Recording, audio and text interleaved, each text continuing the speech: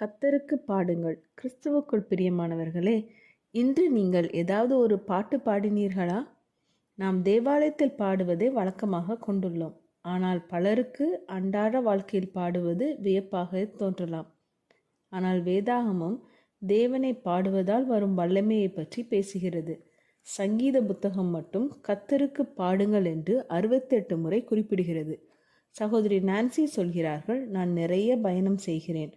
பயணிக்கும் போது ஒரு கீர்த்தனை புத்தகம் அல்லது ஒரு ஆராதனை பாடல்களின் புத்தகத்தை எடுத்து செல்வேன்.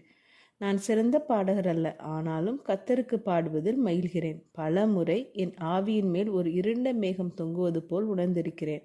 ஆனால் அந்த நேரங்களில் நடுங்கும் குரலோடு கண்ணீர் நிரம்பிய கண்களோடு கர்த்தருக்கு பாடும்போது அந்த இருள் மறைந்து தேவனுடைய சமாதானத்தின் ஒளி என் மனதில் ஒளிர்ந்தது. ஆகையால் இன்றே நீங்கள் கர்த்தருக்கு பாடி பாருங்கள்.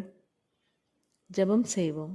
எங்கள் அன்பின் பரமபிதாவே, இருள் சூழ்ந்த வேளையில் உம்மை துதித்து நாங்கள் பாடும்போது எங்களுக்கு உம்முடைய சமாதானத்தை தாரும். தினம்தோறும் உம்மை பாட எங்களுக்கு உதவும். அது நிமித்தம் நாங்கள் உம்மை மகிமைப்படுத்தவும் கிருபை தாரும். இயேசு கிறிஸ்துவின் மூலம் ஜெபிக்கிறோம் பரமபிதாவே, ஆமீன்.